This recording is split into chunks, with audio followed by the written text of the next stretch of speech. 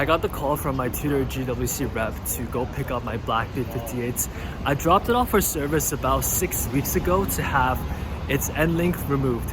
And I'm gonna go see it. Hopefully it doesn't cost us an exorbitant amount of money for service. I don't think it should because the rep didn't mention anything about that, but let's go find out. We're here.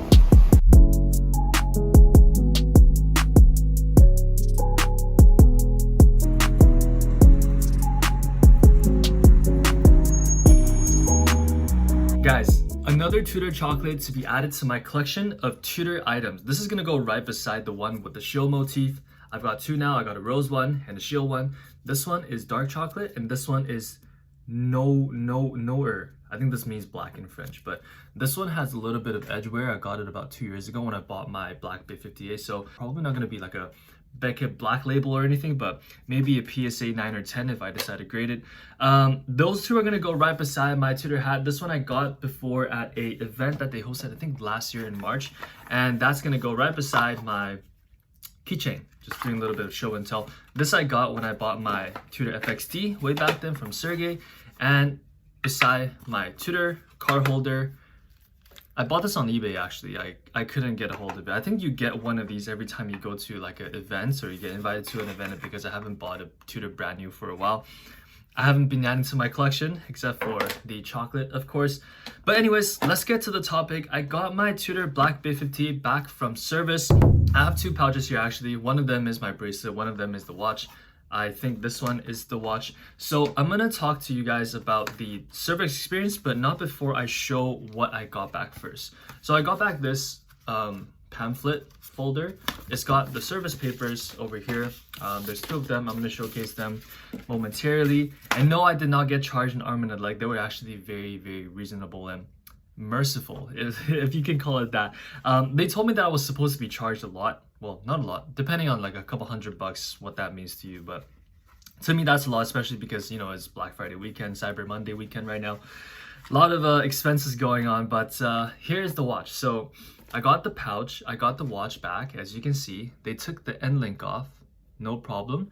I also inspected the lugs. It's not catching it quite right on camera right now, but I'll showcase some detailed footage. It's probably just overlaid as you guys are seeing right now. But yeah, they didn't have to break the case or anything, thank God. I think some of the comments that I read from the video that I made of I broke my Tudor, a lot of people, some people were positive. They're like, oh yeah, it should be okay, you know, they'll just like saw it off, or whatever the term that you guys used was. And then there were certain people who are super pessimistic. They're like, yo, Tudor is a bunch of assholes, they're gonna like break your case. One guy's like, they're gonna decline service because you're using a non-original part, which I thought about it. I was like, hey, that is correct. Like, this is technically not a original Tudor Black Bay 58 part, but you know, thank God. Maybe it's because I'm not using like an Uncle Seiko strap or something. They just decided to help me out. This is very interesting. They gave this back to me. As you can see, here's the Endlink. These two are the remnants of the spring bar. I never knew Tudor and Rolex to give you back like parts like these. Albeit it's damaged, like you can never use this for anything. Look at these right here. Those are the remnants of the spring bar. And it's very interesting why they would give this back to me, like to show me what I've done. I don't know. This is very interesting. It's gonna add to the provenance of the watch. So I'm just gonna keep these two little bits here and keep it in the box, I guess. And here's the Endlink. Now, this is where you can see the work was done. Again, it's not really doing a good job focusing, but I took footage of it while I was in the store, and you can see the watchmaker really had to go at it to try to get the spring bar out of there. I sent this watch in for service a little bit less than 6 weeks ago, and 2 weeks after they took it in, they sent me an email saying that the quote for my service, the estimate, is ready. And in the attachment were these two pages. This one and this one. There's two separate estimates. The first estimate is talking about how they need to break the Endlink and the spring bar off of the case. In below is gonna say necessary work, max public price Canadian. All the prices are blank. break 6H fitting. I don't know if this is like they need 6 hours to break it off from the case or something. Adjust timing, check movement. This is because I asked them to check the accuracy of the watch. I'm gonna be inspecting that a little bit later as well, probably in a separate video to see how accurate it's keeping time now. But the max public price section is empty.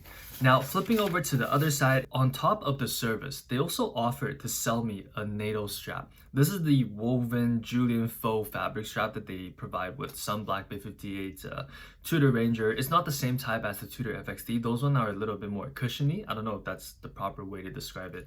But they offered to sell me a strap. And I wonder if this is because they thought I was trying to do weird things and try to change straps out, and they're like, hey, maybe this guy can benefit from a fabric strap.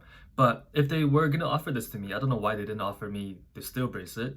Well, maybe because, yeah, why didn't they offer me the steel bracelet? Because when I sent this in, it had the Hydronauts Endlink on there, not the Black Bay 58s. So I don't know why they didn't offer me a bracelet, and also I don't know why the leather strap wasn't an option. They just told me, hey, you can buy the fabric strap and you can have your 2 broken Endlinks up. Well, they didn't tell me about this.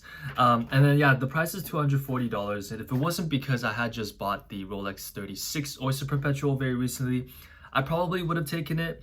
But $240, that's a lot of seatbelt grade needle straps I can be getting. So I didn't go for the optional replacement strap, and I just went with the mandatory service option of getting the Endlink off of the watch. Now in the email was kind of interesting because the sales rep told me that there wasn't a dollar amount attached to taking the Endlink off because the technicians don't know how long it's going to take. And I'm like, okay, well, do you think it's going to cost like $1,000, less than that, a couple hundred, maybe like $80, $60, hopefully? And at that point, he said it was still too early to say and that he's going to follow up with another email to let me know exactly what will happen to my Black Bay 58.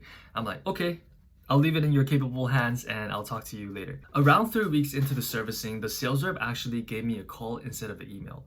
And he told me that the technicians don't have a standard operating procedure of something like this where they have to remove an Endlink off of a no-holes case.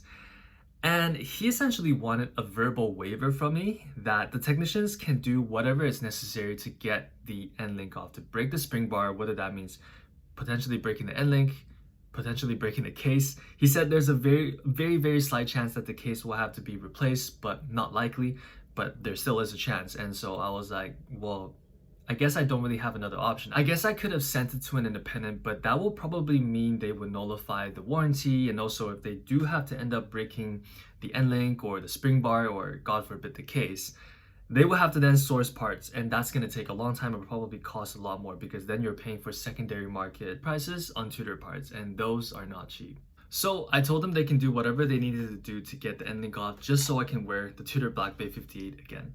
And that's exactly what they did. Last week, my Tudor GWC sales rep gave me a call and he's like, hey, your watch is ready. Would you like to come pick it up? And I'm like, I'm dying to see this watch. And so I scheduled an appointment. I went in, he showed me the watch and he was like, okay, so you have the watch here, everything you can check, it's working properly. Well, I don't think anything would have been broken with it. I mean, it's a very visual thing, right? Seeing the Endlink stuck on there. I still don't know how well it's keeping time. There wasn't any sort of documentation of like plus minus X amount of seconds. I guess this is something that I'll just have to measure myself. But the Endlink was off. The Endlink and the spring bar bits was in a baggie, and then he started going through the paperwork. Me fidgeting the parts a little bit, I was like, hang on a second here. If my spring bar is in 2 pieces, and that's not even like a complete spring bar, right? That's probably like 2/3 of it somewhere else in a Tudor factory. What, like, can I buy a separate spring bar? And he's like, oh, you need a spring bar. And I'm like, yeah, I need a spring bar. So like, okay, so let me check if we have any in the back. And then so he went into the back, took about 5 minutes and came out with this little baggie.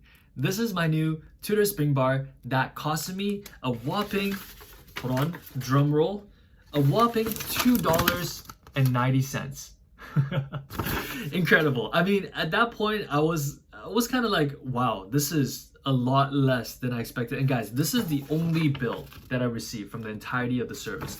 But then at that point, I was like, if it's $2.90, like you guys have like chocolates, you guys have like hats and everything, like couldn't you just given it to me for free? But I guess it's a formality. And I guess it's because they were supposed to charge me a lot more for getting the Endlink off of the watch, or the watch off the Endlink, whichever one works better.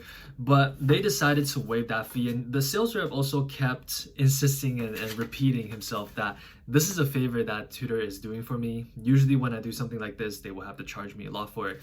So I'm very grateful. Thank you so much, Tudor. I will be a fanboy of your brand for life, and I will probably be adding another Tudor to my collection in the future. I don't know when it's going to be. Probably still the FXD or the Ranger, or maybe they come up with something cooler next year.